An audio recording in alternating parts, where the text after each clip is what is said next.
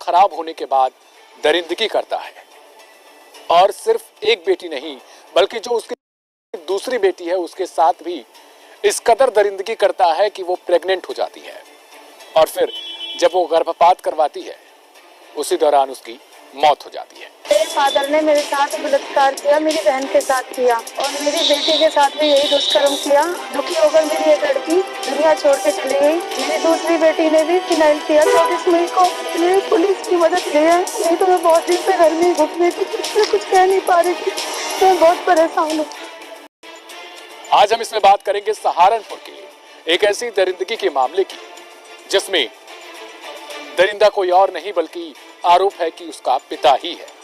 दरअसल ये कहानी है थाना मंडी के क्षेत्र की। यहां हम किसी के नाम को उजागर नहीं करेंगे, कारण है कि आरोप है और मामला अभी जांच में है। एक लड़की है जिसका कहना है कि उसका पिता, हालांकि वो सौतेला पिता है, वो उससे रेप करता रहता है और रेप की शुरुआत तब करता है जब वो 14 साल की थी।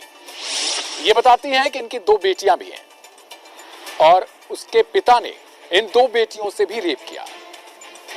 इससे तंग आकर एक बेटी ने अपनी जान दे दी। कहानी की शुरुआत 2001 से होती है। वीडियो फुटेज में जिस महिला को हम दिखा रहे हैं, इनका कहना है कि इनकी शादी साल 2001 में की गई थी, तब ये 14 साल की थी। महज इतनी ही उम्र में शादी की गई और उससे पहले भी इनके पिता, यानी 14 साल से पहले भी इनके पिता इनका रेप करते थे। इनका कहना है कि इनकी मां गुजर गई थी, जिसके बाद इनके पिता की नीयत खराब होती है। इनकी एक छोटी बहन भी थी, छोटी बहन के भी रेप करता है और रेप इस कदर कि वो गर्भवती होती हैं। इसके बाद साल 2006 में जब इनकी बहन, जो छोटी बहन है, उनकी शादी करवाई जाती है तो उससे पहले ही सौतेला पिता कहता है कि तुम गर्भपात करवा लो, यानी अबॉर्शन, और गर्भपात के दौरान ही उसकी मौत हो जाती है।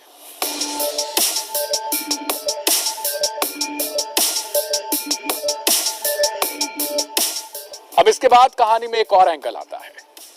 महिला बताती है कि फिर आरोपी पिता एक और शादी करता है। उस शादी से उसके 3 बच्चे होते हैं, इसमें 2 बेटे और एक बेटी। जैसे जैसे साल दर साल जो बेटी है वो बड़ी होती है, नौजवान होती जाती है, उसके बाद इसके पिता की नीयत खराब हो जाती है और ये चाहता है कि अपनी दूसरी पत्नी की भी बेटी के साथ वही दुराचार, रेप करे।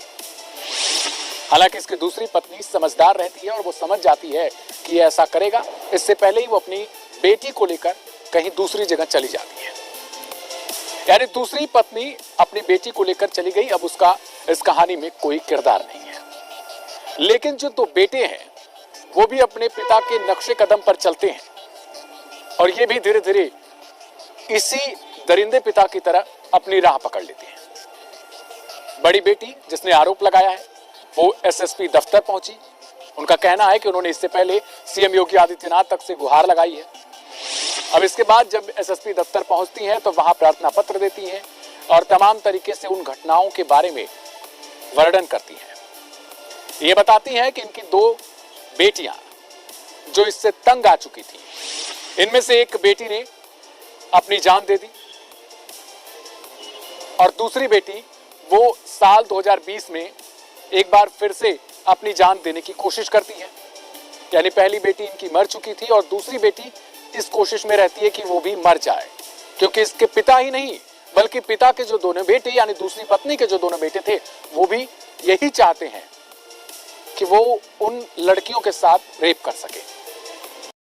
अगर आपको रातों रात अमीर बनना है स्टॉक मार्केट में तो ये तीसरी बेटी अभी छोटी थी तो उससे इस तरीके की कोशिश ये नहीं कर पाया, लेकिन महिला पहुंचती है प्रशासन के पास और वहां गुहार लगाती है। अब इन्होंने आरोप जो लगाया उसके मुताबिक नरेंद्र सोलंकी नाम का एक थाना अध्यक्ष है मंडी थाना क्षेत्र का, वो थाना अध्यक्ष इनकी बातों को नहीं सुनता है।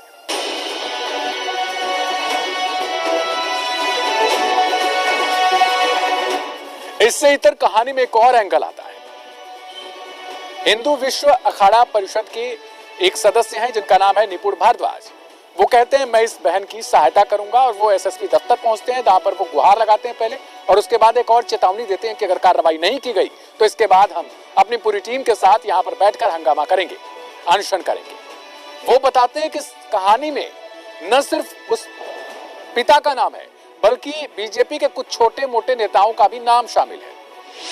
वही उस व्यक्ति को बचा रहे हैं, यानी जो आरोपी है उसको वही छुटभइये नेता ये कह रहे हैं कि वो हैं और ये कहते हैं कि महंत योगी आदित्यनाथ यानी मुख्यमंत्री योगी आदित्यनाथ इस घटना का संज्ञान ले, इन पर कार्रवाई भी करें। नहीं किया जाएगा तो हम अनशन करेंगे, धरना देंगे और इसके खिलाफ कार्रवाई की मांग करते हैं। वो कहते हैं कि छोटे मोटे नेता हैं और इनकी धमकियों के बाद ही जो थानेदार हैं वो कोई कार्रवाई नहीं करते हैं। अब सोचिए, एक महिला है जिसका रेप होता है, उसकी बेटी से भी रेप होता है, उसकी बहन से भी रेप होता है और एक बहन मर जाती है, दूसरी बेटी भी मर जाती है उसकी, इसके बाद भी उस पर कोई कार्रवाई नहीं होती। पुलिस के जिन अधिकारियों पर आरोप लग रहा है, अब आप इसमें खुद से सोचिए कि किस तरीके का वो माहौल होगा और जो पीड़िता है उस पर क्या गुजर रही होगी कि वो चाहकर भी कुछ नहीं कर पा रही है।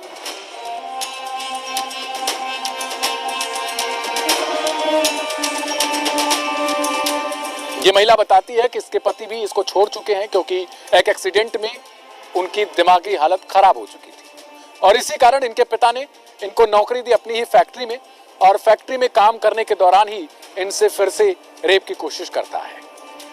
अब उस महिला पर क्या गुजर रही होगी जिसके साथ बलात्कार होता है, बलात्कार पर बलात्कार होता है, उसकी बच्ची के साथ बलात्कार होता है, उसकी बच्ची भी मर जाती है, उसकी बहन भी मर जाती है नहीं बलात्कार के कारण, लेकिन पुलिस मूक दर्शक बनी है और कह रही है कि अपना केस वापस ले।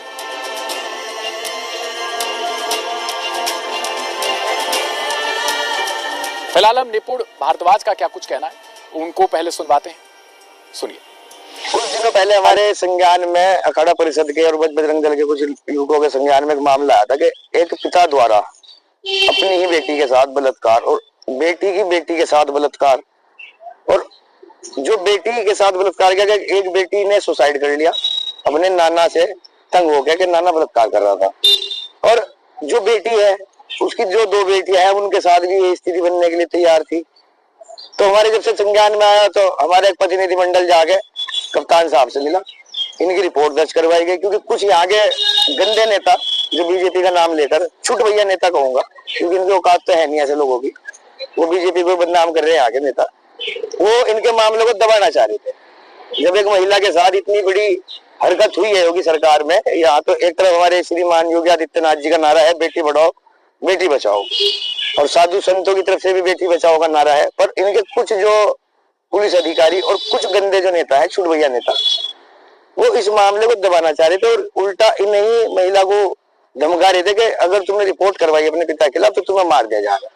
तो इस अखाड़ा परिषद का प्रतिनिधिमंडल मैं खुद अधिकारियों के संपर्क में रह के इनकी कार्रवाई को करवा रहा हूं, और मुख्यमंत्री योगी आदित्यनाथ जी से मेरी ये गुहार है कि जैसा इस महिला के साथ हुआ है कि इसके पिता ने इसके साथ रेप किया, इसकी बेटी के साथ रेप किया, इसकी बहन के साथ रेप किया और इसकी बेटी एक्सपायर भी हो गई। अब ऐसी स्थिति में अगर हमारे जिला सहारनपुर के एसएसपी साहब, डीआईजी साहब, आईजी साहब, मेरठ मंडल तक के हमारे उच्च अधिकारी